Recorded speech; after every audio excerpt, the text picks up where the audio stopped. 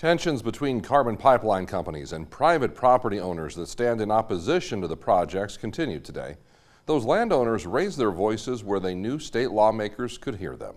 Sarah Parkin with continuing coverage tonight from Pierre.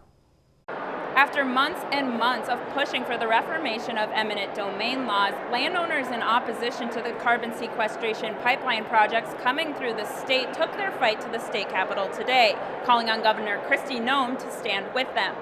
Of the landowners that gathered in the rotunda of the state capitol, many spoke of their fear of the use of eminent domain to construct carbon pipelines. One of the first things that they will tell you is if you don't sign the easements, we will use eminent domain.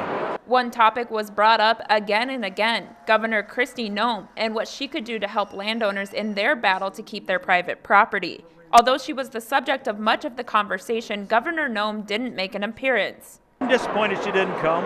I do believe she will hear our concerns. At least I hope she will, and I hope she will take it to heart. Representative Carla Lems was the sponsor of House Bill 1133, which would have redefined what common carriers could utilize eminent domain, but it was shut down during this year's legislative session. Now, landowners and lawmakers alike are calling on Noem to call a special session.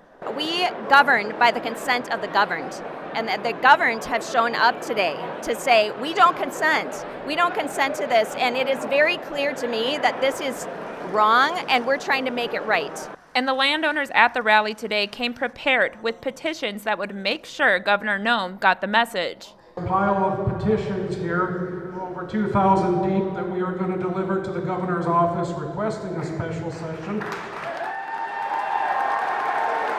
We reached out to Governor Noem's office regarding the concerns of the landowners, and her team referenced us to a tweet that Noem made that states if the legislature wants to call themselves into a special session, she looks forward to reviewing what they send to her desk.